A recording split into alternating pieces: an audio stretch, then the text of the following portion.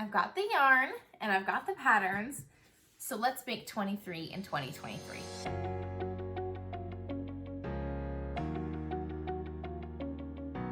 Hello, my name is Emily Crow from Crochet Creations and welcome to my YouTube channel. Today I'm really excited. I can finally sit down and go over my 2023 making goals with you. Now, this year it seems especially trendy to not have any goals. You do you, really. But for me, I do like having goals because it helps me have a vision for what I want the year to look like.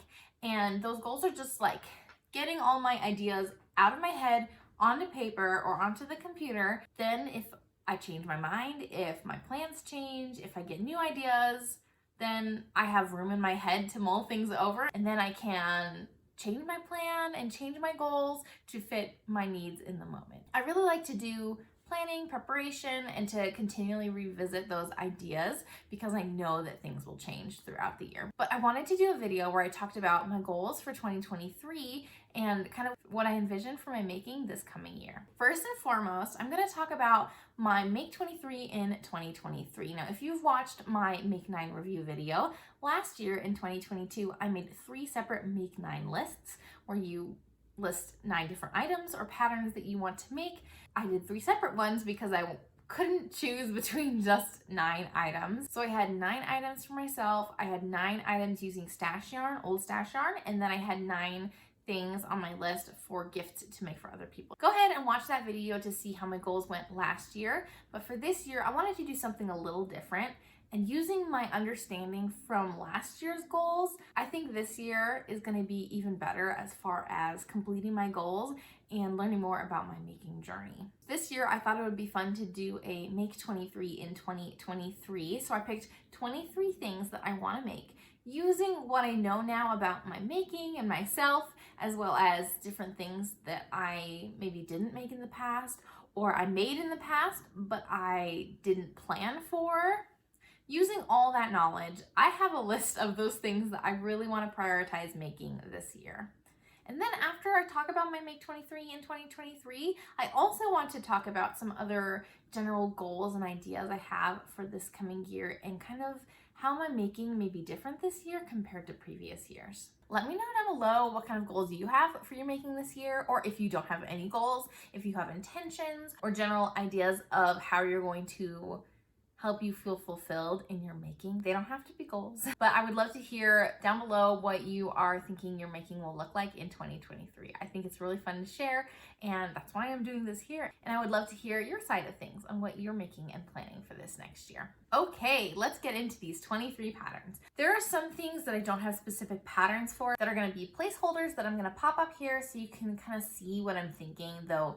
Like I said, plans change and this isn't set in stone. I have to make all 23 of these items. This is just a jumping off point for my brainstorming and for my ideas in my head to be down on paper. I have a bunch of categories for the different types of things I am planning to make next year based on my goal setting video that I shared recently on my channel. You can go check it out here. But in that video, I talk about different things that you can think about adding onto your goal list, as well as different ideas related to like SMART goals and setting reasonable goals for yourself based on maybe previous goals you've set or other ideas of things that you may want to do. Just in general, planning and preparing your goals rather than just on a whim writing down what you think you'd want to do, but being more intentional about the types of goals that you set. So based on those principles in my goal setting video, as well as what I learned from my last year's goals, I have this list. So my very first category is going to be,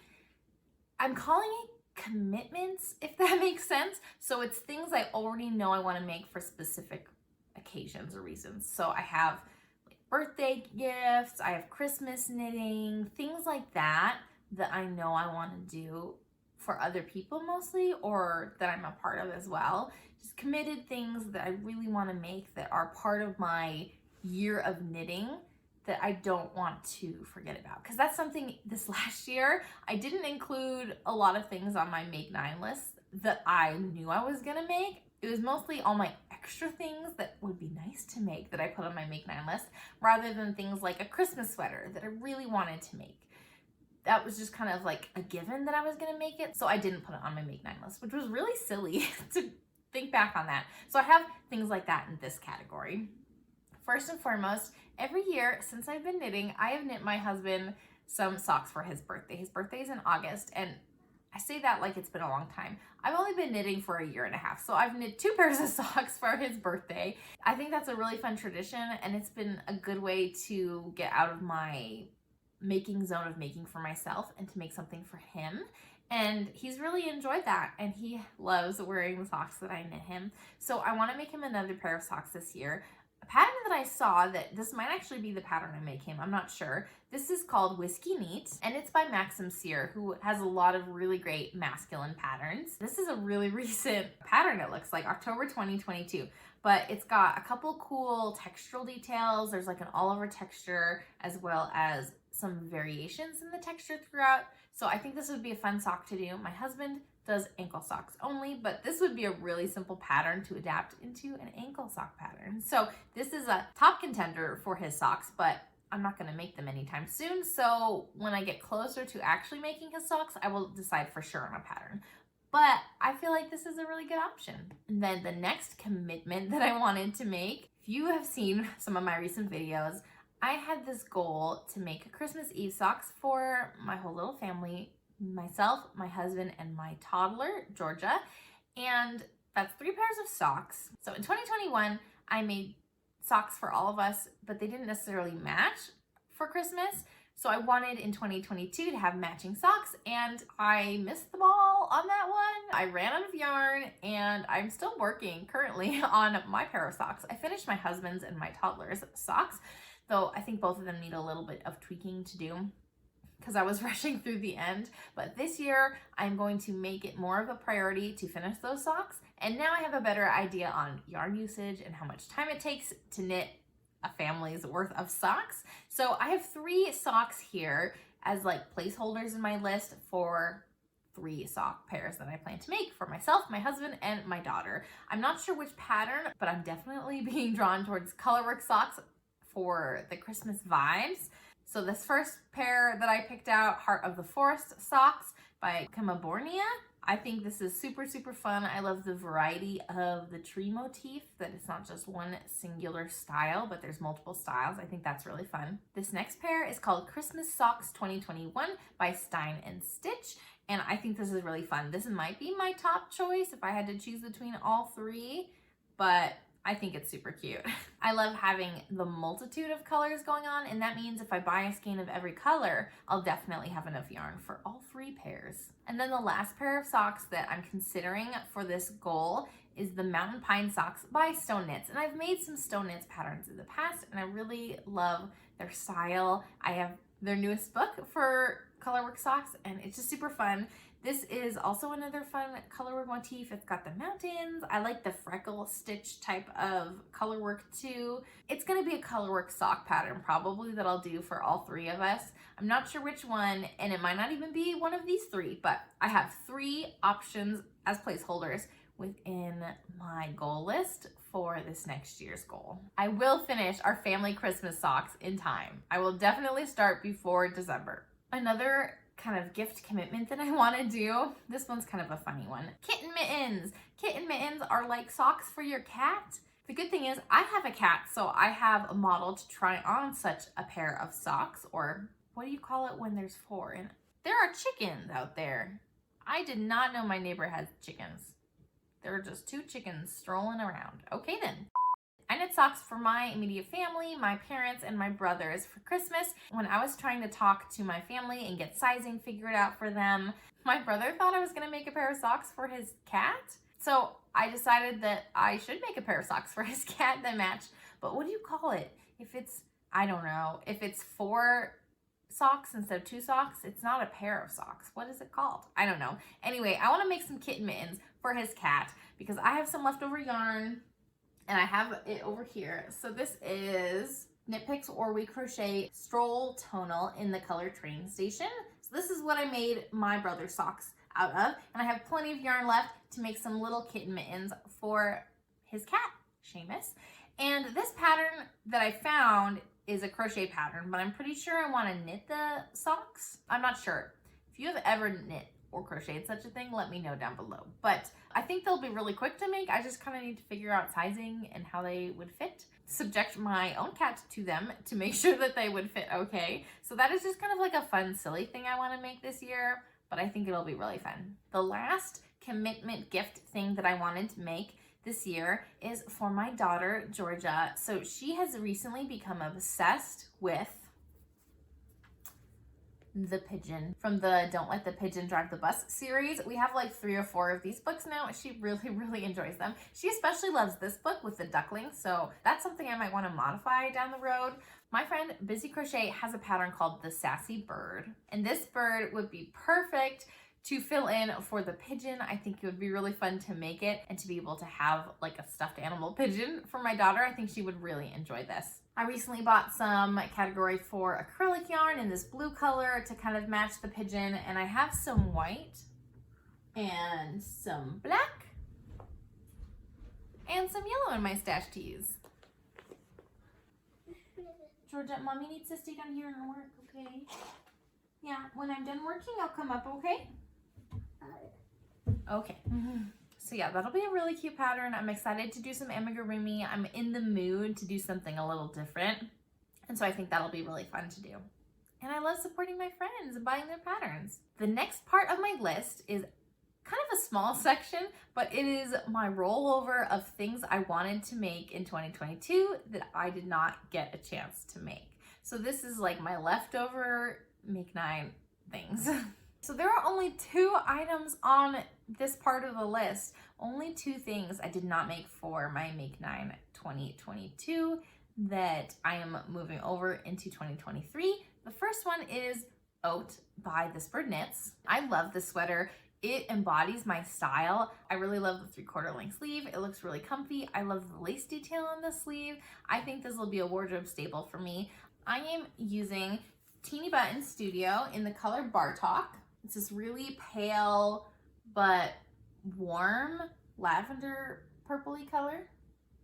There's even some little blue speckles in there.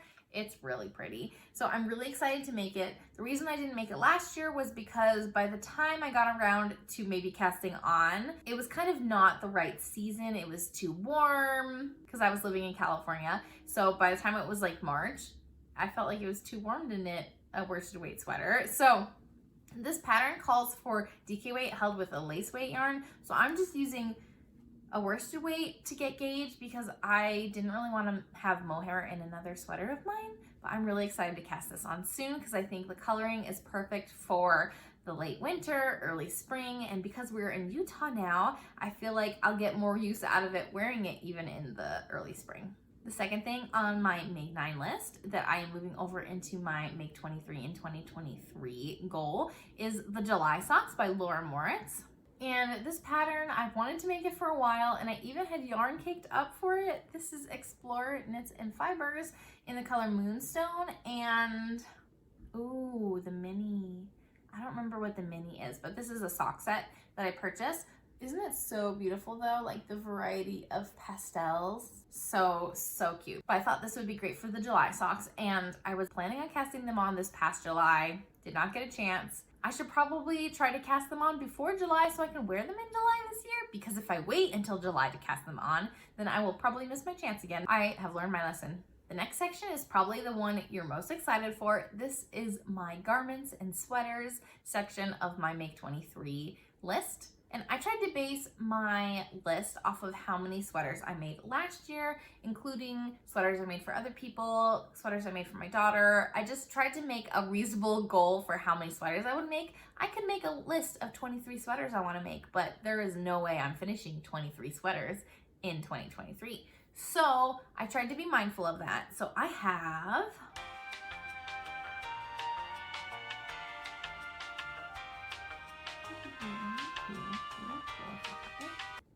5 sweaters for myself, 2 summer tops for myself, and 1 summer top for my daughter. So that is 8 garments overall, and then if you count the oat. But for this section, there are 8 garments that I want to talk about, and compared to my making habits last year, I think that this is totally doable. The first sweater on my list is the Birch Pullover by Andrea Mowry. I love this texture. I think it is so cozy, so classic.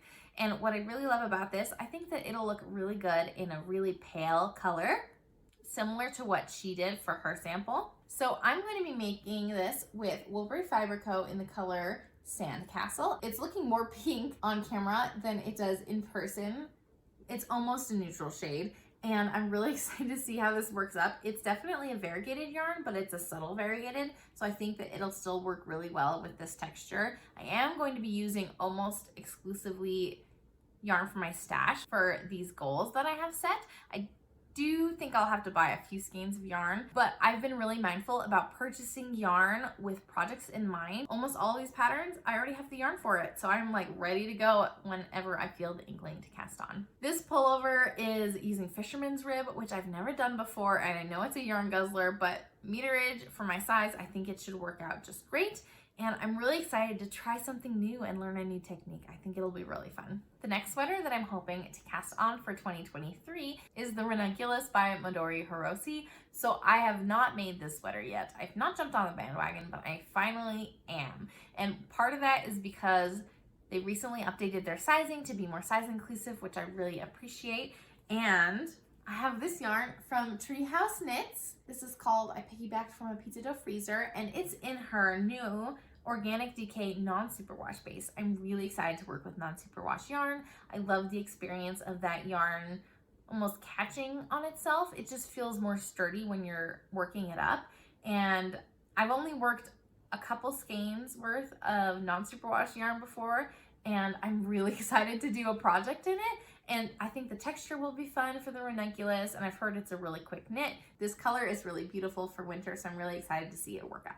Another sweater, this one is Bibliophile by Alicia Plummer, and the yarn I have for this is Sorelli yarn, Autumn in New York. It was a birthday present from my mom. Thanks, Mom.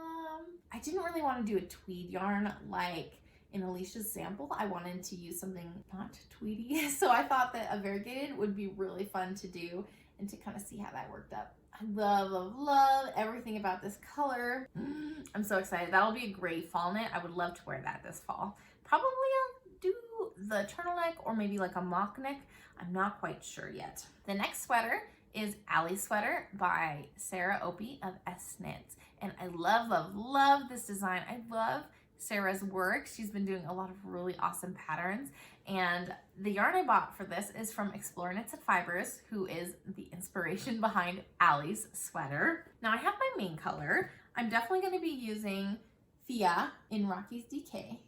It's so subtle, but there's some pastels in there. A little bit maybe moodier or murkier than Moonstone. I don't even know where did I put it? Okay. Yeah, so if you hold them next to each other, they're definitely different. Moonstone is a more vibrant color, but this is still such a beautiful pastel, pale, pale, pale variegated color. And my question is, I'm not sure what to do for my contrast. I could do Irish Heather, or I could do Inishmore. I'm leaning towards Inishmore. I will probably swatch it up just to make sure what I like, but I think I like Inishmore better. And then I can use this skein for like a cowl or a hat or something. We'll figure it out down the road. But I'm grateful that I could purchase both contrast colors I was considering so that I can make my decision based on what I think will look best. So we shall see. Okay, the very last sweater that I have on my garment list is to make the Everett Pullover by Jessica Thomas Fine Fiber. And this pattern, I'm going to be using Swish Decay from Knit Picks or Crochet in this beautiful Garnet Heather colorway. This is going to be my Christmas sweater for this next year. Sturdy because my cat's been laying in my basket of yarn. But I already have the yarn. I'm so ready. I wanted to cast it on this past year. I did not get to it. December was just too busy for me, and I should have known better, and now I'm learning my lesson. This will be 2023's Christmas sweater. So it goes up to like a 63 to 64 inch bust, so it's not quite size inclusive, but I know that she's working on getting the pattern size up through 60 or 62 inches. Okay, summer tops. So this is the Maven top by Maven Handcrafted, Rachel Raimo. I don't know if I'm saying that right, but I'm going to be using Teeny Button, Wednesday in a Cafe. It's this beautiful, like, it's got beige, pinks, a little bit of purples and browns, based on Taylor Swift's song, Begin Again. Love, love, love. I really love Teeny Buttons colorways, if you haven't noticed. Look at those speckles, so beautiful. I was originally going to use this yarn for a different top, but I have just been feeling the pull to use this on the Maven top. So I think I'm going to bite the bullet and do it. This will be really great for the fall, even for like a late summer. I think that this color is gonna be really wearable for me. I'm really excited. I gotta work on that before it gets too late in the year, I think, in order to be able to wear that top in the summer as well as into the fall. The next two items on my Make 23 list are kind of related, they're interconnected. So I wanted to make the sea glass tee and the sea glass mini for myself and my daughter. So I bought some yarn. This is not all of it, but I bought some yarn. This is Emma's yarn, the Practically Perfect Sock Base. This color is called Main Squeeze. This one is Thai Tea, and this one is Don't Call Me Peaches. So my plan is first I'm gonna make one for Georgia in the smaller size, and I think I have enough to just alternate between these two skeins and to do that as my sea glass, to kind of alternate those. And then with whatever leftovers I have of this, as well as this skein and the other skein I have, I'll make a top for me. And then whatever I need, if I need to like supplement a little bit with other colors, I'm sure I can find other colors similar to this. But first I wanted to make Georgia's, make it with these two, and then whatever leftovers I have, I'll use for my sea glass. I think it'll be really fun to have matching tops. I was hoping to make it this past year and things got too busy. See, this is my problem, is that I spontaneously want to do something. I buy the yarn for it and then I don't get around to it. So I'm hoping to use up some of that yarn for some of these patterns that I really want. We are getting close to the end. We are on the very last category. Now this category of my Make 23 list is accessories. So you may be wondering, Emily, why haven't you talked about socks? You love knitting socks. Do you know how many socks I knit last year? Like over 30 pairs, I think. That's a lot of socks. Now granted, not all of them were for me, and quite a few of them were like newborn or toddler socks. So as far as adult socks, I can't quite remember how many. I'll tell you how many pairs of adult socks I made. I knit lots of socks, but I only picked a couple patterns to put on my Make 23 list because I'm feeling a little burnt out on socks right now. And I don't want to give myself too many commitments because I know a lot of test knits will pop up and sock designs in my brain will pop up. I don't have a ton of things I know I want to make that are socks this year, but I know I will still end up making a lot of socks. So first and foremost, I want to use some DK weight yarn to make the blueberry waffle socks. It is a free pattern, it's a fun texture. I want to make more DK weight socks. I do not have the yarn for this yet, but I should try to get some because I think that this would be really fun. It'll be really quick. It'll be a fun palette cleanser type of a knit. And I really want to make this pattern. I've been meaning to make it. It's on my to make list. This year will be the year. The next pattern I know I want to make this year is called Ampulate. It's by Kelly Menzies, and I actually tested this pattern for her and I knit the size for my daughter, and they turned out really fun. They did take a little bit longer than a traditional sock would because you're doing a lot of purling, some twisted stitches, a little bit of texture to make the cool spiders. It's a really cool effect, and I have plenty of yarn left over. This is Thirsty Cat Designs in the color Dust Bunny, and it's perfect for feeling Halloween-y for, you know, spider socks, but also not so Halloween-y that I can't wear this yarn for other times of the year. I just really love this color, and I have plenty. I'm gonna make a pair for myself. They're gonna be shorty socks, I think, so that I can coordinate and match with my daughter. And I'm going to, I think, have the spiders cascading down in a row together, so they'll be kind of diagonal rather than random, just to try something different. I think it'll be really fun. And again, it should be a fairly quick project because I've made the pattern before and because they are shorty socks. I think that'll be really fun to have for the Halloween season. Now, this pattern is one that I don't actually have the yarn for, but I have lots of sock yarn, so I think I'll be fine if I don't use something from my stash. It's because I'll have found something that is perfect for this pattern when I go out shopping to yarn stores. So this is called, these are the Humlebi socks by Fiber Tales, and I love this texture. It's got some cute lace and this little bee detail. I have no idea how they do it, but it is so freaking cute. They also have a shawl using the same texture. I think the socks are much more doable for me. Shawls are not my thing, I don't think, though I do want to include at least a little bit of shawl knitting this next year, so you'll see that. I think that this is such a cute pattern. I'm really excited. I should look through my stash and see if there's anything that's calling to me. Otherwise, I might make something in like a really fun golden yellow color, would really fit the vibe, I think. Those are the sock accessories I want to make. Other accessories, I want to make a Harlow hat. I have had a really, really fun time learning brioche this past year. I knew that I wanted to make more brioche this coming year, and I had this Harlow hat on my list to make for last year in the fall and did not get around to it. That's a common theme, huh? But this year will be different because I am being more mindful of what I can actually make. I'm going to be using Coast to Coast Yarn Co. in Polypore and Earthen. These are based off of mushrooms. I love it. So this is gonna be my mushroom Harlow. I think the colors work really well for the fall. So I think that is ideally the time when I would work on it or wear it. All these cat hairs, oh my goodness. But I'm so, so excited. I think it'll be really fun to work on. I've loved every brioche project I've done, and so I definitely need to fit more into my life. The shawl project I was thinking of. I did not make a lot of shawls this past year, so I didn't want to burden myself with a long list of shawls to make, especially because now I know I do not like knitting garter stitch, and I do not like endless shawls that like go on forever using said garter stitch. So I need something that's a little bit more interesting. I'm going to be making the Autumn in the Foothills pattern. This is by Hygge Canyon, and I'm going to be using this yarn. And you actually hold it double, so it creates some interesting color play, and there's different textures throughout, and it's a fairly small shawl because it's only using 2 skeins of fingering weight yarn. So I think that I will enjoy this process a lot more than another shawl that I'm still working on that's going to take me about a year to do. I'm using Mezzo Makes in the color The Taming of the Shrew and Kate. I think this will be really fun to work on. And I'm excited to work on a shawl that is not the shawl I'm currently working on, that shall not be named, that is definitely a product knit at this point. I think I will enjoy this one a lot more because of the more rapid shaping, the lace, the holding your colors double. I think it'll just be a lot more interesting.